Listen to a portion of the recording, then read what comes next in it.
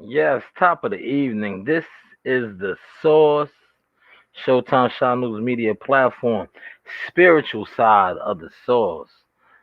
For those that are into this is for y'all. For those that's not, it's not for y'all. Once again, this is that spiritual side. Each one teach one. For those that receive it, let it soak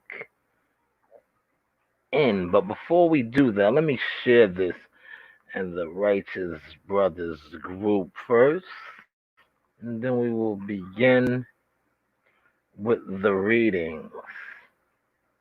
With the readings.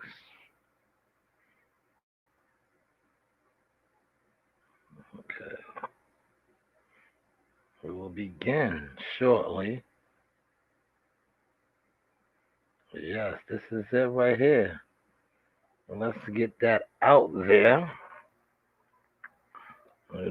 Share this in the Good Brothers group. No, don't know why it's coming off like that. Give me 2 seconds. Here it is. Boom. And then I will the program. Sorry for the little delay, y'all. But here we go. Soak this in for those that are with this type of business. Meditation. In Isaiah 65:17-25, we read about God's dream for this world. It is a fantastic vision of a new world full of righteousness, justice, joy, and happiness. A world in which people no longer mourn or cry. Where there is no more evil. Everything will be put to rights, as it is meant to be. In the Bible, we call this righteousness, or justice. All and everyone will be treated justly. People will be restored to their rightful conditions. Nation will be restored as it was meant to be, without evil. Our work and entrepreneurship will be realized as we planned and meant it to be from the start.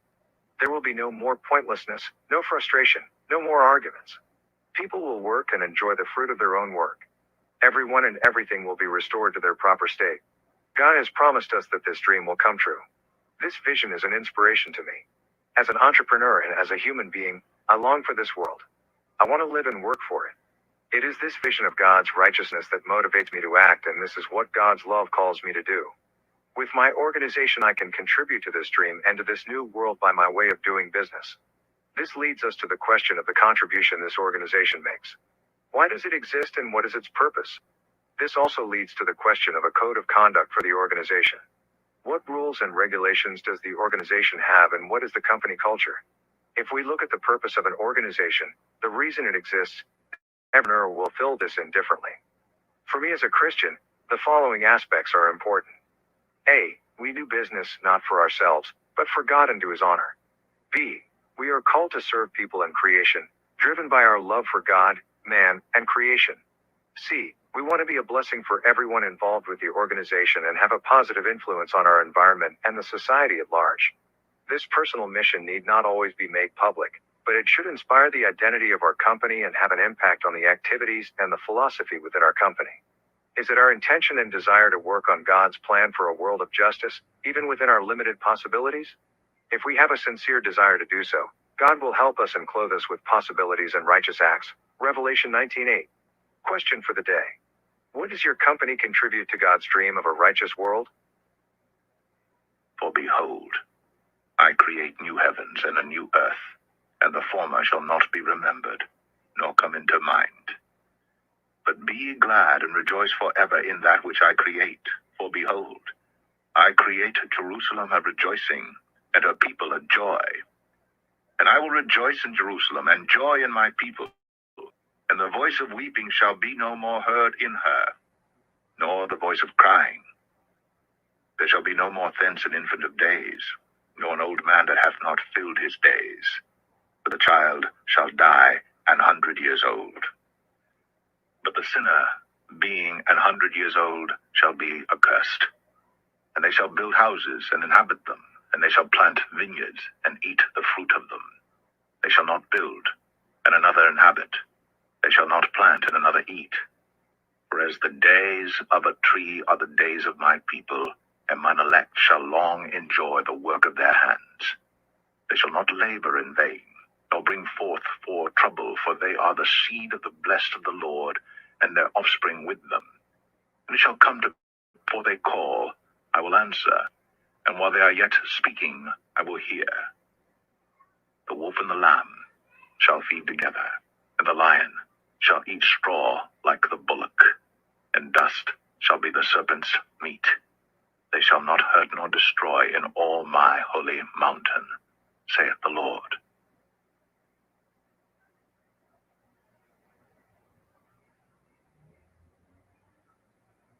And to her was granted that she should be arrayed in fine linen, clean and white, for the fine linen is the righteousness of saints.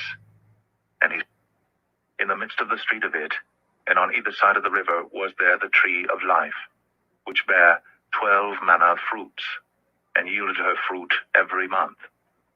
And the leaves of the tree were for the healing of the nations.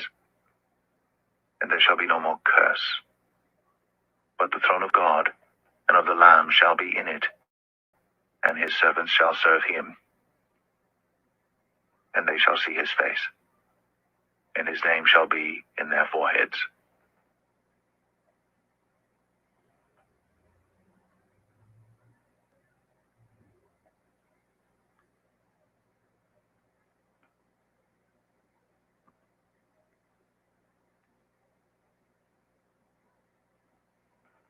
This is the Bible in 1 year, day 26. Why does God allow suffering? A 1-year-old boy shattered his back falling down a flight of stairs. He spent his childhood and youth in and out of hospital. Kevin Reed, the former Bishop of Maidstone, interviewed him in church. The boy remarked, "God is fair." Kevin asked, "How old are you?" 17, the boy replied. "How many years have you spent in hospital?" The boy answered, 13 years. Kevin asked, "Do you think that is fair?" He replied, "God has all of eternity to make it up to me." We live in a world of instant gratification that has almost entirely lost its eternal perspective. The New Testament is full of wonderful promises about the future. All creation will be restored. Jesus will return to establish a new heaven and a new earth. There will be no more crying. There will be no more pain and suffering. Our frail, decaying, mortal bodies will be changed for a body like that of Jesus' glorious resurrected body. Suffering is not part of God's original created order. There was no suffering in the world before rebellion against God. There will be no suffering when God creates a new heaven and a new earth. Suffering is therefore an alien intrusion into God's world. This, of course, is not a complete answer to the question, why does God allow suffering?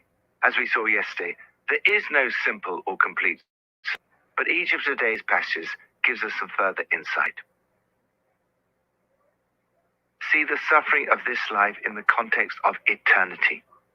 Today's psalm is one of the few Old Testament passages that foresees the hope of eternity in the presence of God. David writes, "Because you will not abandon me to the grave, nor will you let your Holy One see decay.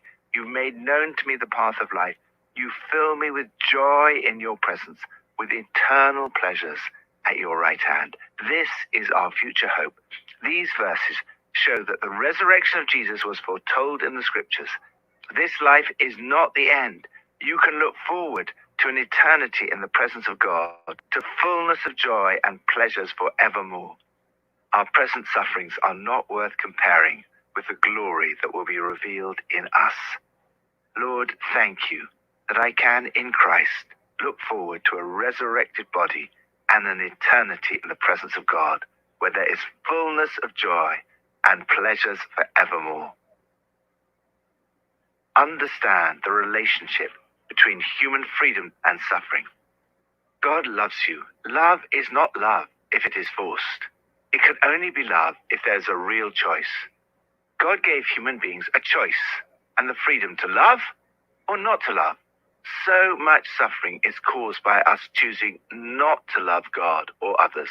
The sorrows of those will increase who run after other gods. However, Jesus expressly repudiates the automatic link between sin and He also points out that natural disasters are not necessarily a form of punishment from God, but some suffering is a direct result either of our own sin or the sin of others. In this passage, we see three examples. First, wandering away. Jesus speaks about a sheep that wanders away. When we wander away from the protection of the shepherd, we become vulnerable. But God will never stop searching for us because he is not willing for any of these little ones should be lost. Second, sin of others. Jesus says, if your brother or sister sins against you, so much suffering in the world is a result of other people's sin, both at a global and community level, and also at an individual one. In this passage, Jesus sets out a way of reconciliation. He calls his disciples to unlimited forgiveness. Jesus says that when people sin against us, we are them not just 7 times, but 77 times. Forgiveness is not easy. The cross reminds us how costly and painful it is. Forgiveness does not mean approving of what the other person did, nor excusing it, nor denying it, nor pretending that you're not hurt. Rather, you are aware of what the other person has done, and yet you are called to forgive. In your personal relationships, lay aside all malice, revenge, and retribution, and show mercy and grace to the person who's hurt you. Third, unforgiveness. Sometimes forgiving can be extremely hard. As C.S. Lewis wrote, everyone thinks forgiveness is a lovely idea until they have something to forgive. In the final parable, we can see the destructive nature of unforgiveness. The first servant's unwillingness to forgive a relatively minor debt, around 3.5 months' wages, compared to around 160,000 years' wages for an average person, destroys his relationship with the other servants and leads to the second servant being cast into prison. So often, unforgiveness destroys relationships between people and results in them lashing out against those they think have sinned against them. We see the results of this in marriage breakdowns, broken relationships, or in conflicts between different communities. We do not earn our forgiveness. Jesus achieved that for you on the cross. But your willingness to forgive is evidence that you know God's forgiveness. Forgiven people forgive. All of us have been forgiven so much by God that we must keep on forgiving the comparatively small offenses committed against us. I am so thankful that God put a limit on how often he forgives me. But when I look at others, I'm tempted to think, I'm happy to forgive once or even twice. But if they keep on doing this, surely I'm not expected to keep on forgiving. Cultivate in your heart the same attitude towards others as God has towards you. Lord, help me to use my freedom to love, to search for the lost, and to have mercy. Help me not to cause suffering, but rather to give my life, following the example of Jesus, for the relief of suffering. With compassion. The book of Job is all about suffering. It is primarily about the question, how should we respond to suffering? Perhaps we also see a hint about the origin of suffering. When the angels assembled before God, Satan also came with them, roaming through the earth. It is clear that Satan's objective is to cause as much suffering as he can. It appears that Satan was a fallen angel. It seems that before God created human beings, he created other free, imaginative, and intelligent beings, and that there was a rebellion within the spiritual realm before human beings even emerged. A great deal of suffering can be explained as a result of the fact that we live in a fallen world, a world where all creation has been affected by human beings. Also before that, by Satan's sin. The serpent existed before Adam and Eve sinned. As a result of Adam and Eve's sin, thorns and thistles entered the world. Ever since that time, the creation has been subjected to frustration. Natural disasters, such as global pandemics, are a result of this disorder in creation. Satan was allowed to bring several major tragedies into the life of a man who was blameless and upright, who feared God and shunned evil. Job suffered loss in the areas of money, material possessions, family life, personal health, and eventually the support of his friends. When we face unexplained suffering, it can be very easy to blame God. Although Job did not know why he was suffering, he responded by continuing to trust and worship God in his pain, just as he had in his good fortune. The writer tells us admiringly, in all this, Job did not sin in what he said. He remained faithful in the most difficult of circumstances. Initially, Job's friends responded in the right way. No one said a word to him because they saw how great his suffering was. In the face of great suffering, attempts to rationalize can be counterproductive. Usually the most positive thing you can do is to put an arm round the person and mourn with those who mourn, entering their suffering and participating as far as you are able. In the end, God restored Job's fortune and gave him twice as much as before. Now we know that through Jesus, God has all eternity to more than compensate for all your sufferings in this life. Lord, when I see suffering, help me to show compassion and weep with those who weep. Pippa adds, in Psalm 16 verse 7 it says, even at night my heart instructs me. A lot of things come to mind in the middle of the night, often worries. In turning them into prayer, God can speak to us and instruct us, and our bodies can rest secure. Psalm 16. Preserve me, O God, for in thee do I put my trust. O my soul, thou hast said unto the Lord, thou art my Lord. My goodness extendeth not to thee, but to the saints that are in the earth, and to the excellent, in whom is all my delight. Their sorrows shall be multiplied that hasten after another God. Their drink offerings of blood will I not offer, nor take up their names into my lips. The Lord is the portion of mine inheritance and of my cup. Thou maintainest my lot. The lines are fallen in pleasant places, yea, I have a goodly heritage. I will bless the Lord, who hath given me counsel. My reins also instruct me in the night seasons. I have set the Lord always before me. Because he is at my right hand, I shall not be moved. Therefore my heart is glad, and my glory rejoiceth. My flesh also shall rest in hope. For thou wilt not leave my soul in hell, neither wilt thou suffer thine Holy One to see corruption. Thou wilt show me the path of life. In thy presence is fullness of joy. At thy right hand there are pleasures for evermore.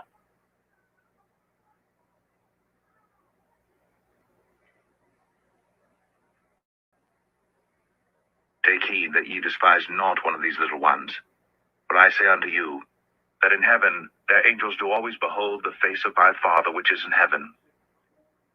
For the Son of Man is come to save that which was lost. How think ye, if a man have 100 sheep, and one of them be gone astray, doth he not leave the 99 and goeth into the mountains and seeketh that which is gone astray? And if so be that he find it, verily I say unto you, he rejoiceth more of that sheep than of the 99 which went not astray. Even so, it is not the will of your Father which is in heaven, that one little ones should perish. Moreover, if thy brother shall trespass against thee, go and tell him his fault between thee and him alone. If he shall hear thee, thou hast gained thy brother. But if he will not hear thee, then take with thee 1 or 2 more, that in the mouth of 2 or 3 witnesses every word may be established. And if he shall neglect to hear them, tell it unto the church. But if he neglect to hear the church, let him be unto thee as an heathen man and a publican. Verily I say unto you, whatsoever ye shall bind on earth shall be bound in heaven, and whatsoever ye shall loose on earth shall be loosed in heaven. Again I say unto you, that if 2 of you shall agree on earth as touching anything that they shall ask, it shall be done for them of my Father which is in heaven. For where 2 or 3 are gathered together in my name, there am I in the midst of them. Then came Peter to him and said, Lord, how oft shall my brother sin against me, and I forgive him? Till 7 times? Jesus saith unto him, I say not unto thee until 7 times, but until 70 times 7. Therefore Is the kingdom of heaven likened unto a certain king, which would take account of his servants? And when he had begun to reckon, one was brought unto him which owed him 10,000 talents. But for as much as he had not to pay, his lord commanded him to be sold, and his wife and children and all that he had, and payment to be made. The servant therefore fell down and worshipped him, saying, Lord, have patience with me, and I will pay thee all. Then the lord of that servant was moved with compassion, and loosed him, and forgave him the debt. But the same servant went out and found one of his fellow servants, which owed him 100 pence. And he laid hands on him, and took him, saying, Pay me that thou owest. And his fellow servant fell down at his feet, and besought him, saying, Have patience with me, and I will pay thee all. And he would not, but went and cast him into prison, till he should pay the debt. So when his fellow servants saw what was done, they were very sorry, and came and told unto their lord all that was done. And his lord, after that he had called him, said unto him, O thou wicked servant, I forgave thee all that debt, because thou desirest me. Shouldst not thou also have had compassion on thy fellow servant, even as I had pity on thee? And his lord was wroth, delivered him to the tormentors, till he should pay all that was due unto him. So likewise shall my heavenly Father do also unto you, if ye from your hearts forgive not every one his brother their trespasses.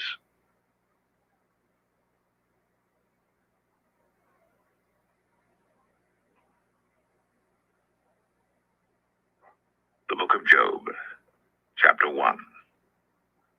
There was a man in the land of Uz, whose name was Job, and that man was perfect and upright, and one that feared God, and eschewed evil.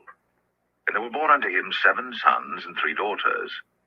His substance also was 7,000 sheep, and 3,000 camels, and 500 yoke of oxen, and 500 she-asses, and a very great household, so that this man, the greatest of all the men of the East. And his sons went and feasted in their houses, every one his day, and sent and called for their 3 sisters to eat and to drink with them. And it was so, when the days of their feasting were gone about, that Job sent and sanctified them, and rose up early in the morning, and offered burnt offerings according to the number of them all. But Job said, It may be that my sons have sinned, and cursed God in their hearts. Thus did Job continually. Now there was a day when the sons of God came to present themselves before the Lord, and Satan came also among them. And the Lord said unto Satan, Whence comest thou? Then Satan answered the Lord and said, From going to and fro in the earth, and from walking up and down in it. And the Lord said unto Satan, Hast thou considered my servant Job? There is none like him in the earth, a perfect and an upright man, one that feareth God, and escheweth evil. Then Satan answered the Lord, Doth Job fear God for naught? Hast not thou made an hedge about him, and about his house, and about all that he hath on every side? Thou hast blessed the work of his hands, and his substance is increased in the land. But put forth thine hand now, and touch all that he hath, and he will curse thee to thy face. And the Lord said unto Satan, Behold, all that he hath is in thy power. Only upon himself put not forth thine hand. So Satan went forth from the presence of the Lord. And there was a day when his sons and his daughters were eating and wine in their eldest brother's house. And there came a messenger unto Job, and said, The oxen were plowing, and the asses feeding beside them. And the Sabaeans fell upon them, and took them away. Yea, they have slain the servants with the edge of the sword. And I only am escaped alone to tell thee. While he was yet speaking, there came also another, and said, The fire of God is fallen from heaven, and hath burned up the sheep and the servants, and consumed them. And I only am escaped alone to tell thee.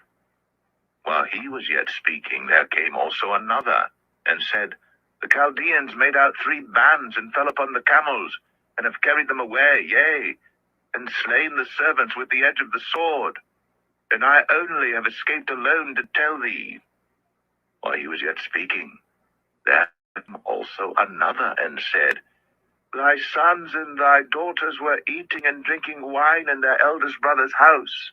And behold, there came a great wind from the wilderness, and smote the four corners of the house, and it fell upon the young men, and they are dead. And I only am escaped alone to tell thee. Then Job arose, and rent his mantle, and shaved his head, and fell down upon the ground, and worshipped, and said, Naked came I out of my mother's womb, and naked shall I return thither. The Lord gave, and the Lord hath taken away. Blessed be the name of the Lord. In all this, Job sinned not, nor charged God foolishly.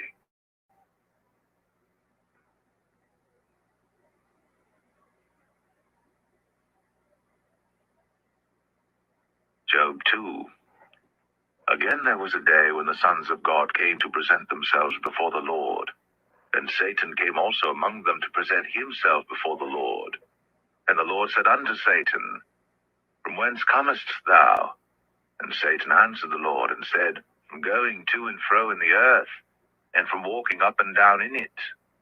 And the Lord said unto Satan, Hast thou considered my servant Job, that there is none like him in the earth, a perfect and an upright man, one that feareth God and escheweth evil? And still he holdeth fast his integrity, although thou movest me against him to destroy him without cause. And Satan answered the Lord and said, Skin for skin, yea, all that a man hath will he give for his life. But put forth thy hand now, and touch his bone and his flesh, and he will curse thee to thy face. And the Lord said unto Satan, Behold, he is in thine hand, but save his life. So went Satan forth from the presence of the Lord, and smote Job with sore boils, from the sole of his foot unto his crown. And he took him a potsherd to scrape himself withal, and he sat down among the ashes. Then said his wife unto him, Dost thou still retain thine integrity? Curse God and die. But he said unto her, Thou speakest as one of the foolish women speaketh. What? Shall we receive good at the hand of God? And shall we not receive evil? This did not Job sin with his lips. Now when Job's 3 friends heard of all this evil that was come upon him, they came every one from his own place, Eliphaz the Temanite, and Bildad the Shuhite, and Zophar the Naamathite, for they had made an appointment together to come to mourn with him, and to comfort him. And when they lifted up their eyes afar off, and knew him not, they lifted up their voice and wept, and they rent every one his mantle, and sprinkled dust upon their heads toward heaven. So they sat down with him upon the ground 7 days and 7 nights, and none spake a word unto him, for they saw that his grief was very great.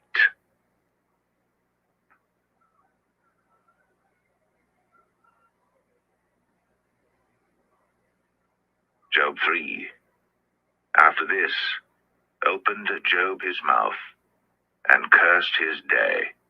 And Job spake and said, Let the day perish wherein I was born, and the night in which it was said, The man-child conceived.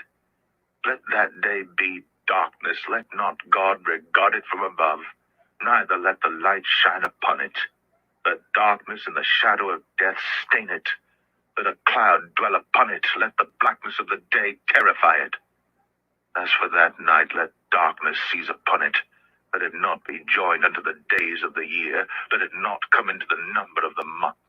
Lo, let that night be solitary. Let no joyful voice come therein. Let them curse it that curse the day, who are ready to raise up their mourning. Let the stars of the twilight thereof be dark. Let it look for light, but have none. Neither let it see the dawning of the day. Because it shut not up the doors of my mother's womb, nor hid sorrow from mine eyes. Why died I not from the womb? Did I not give up the ghost when I came out of the belly? Why did the knees prevent me? Or why the breast that I should suck? For now should I have lain still and been quiet, I should have slept, then had I been at rest. With kings and counselors of the earth, which built desolate places for themselves, or with the princes that had gold, who filled their houses with silver, or as an hidden, untimely birth I had not been, as infants which never saw light. There the wicked cease from troubling, and there the weary be at rest.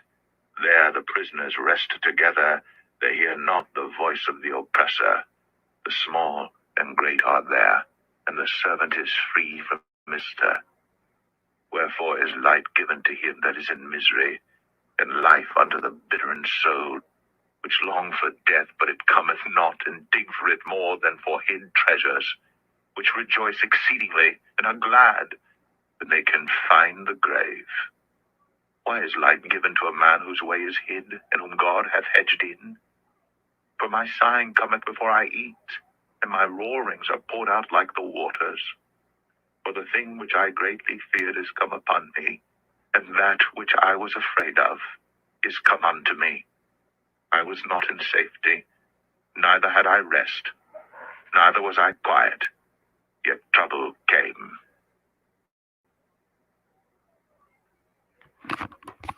Yes, that concludes the programming. But in closing, I want to say this. Normally I break down the words, but I don't want to force the ministry onto those. But I will say this: be mindful of what was read. You see how God and the devil, and I speak on that a lot, that it is often, many times, good and evil. Good and evil, that you have the devil and God, and it's always a test of God to see if the devil can break you. I say that to say this: when I do speak with certain brothers, I say, damn, he sold his soul to the devil. That's why that saying is so powerful. How many of us amongst us have sold their soul to the devil? Hopefully, y'all caught that source and enjoyed the righteous words of ministry source.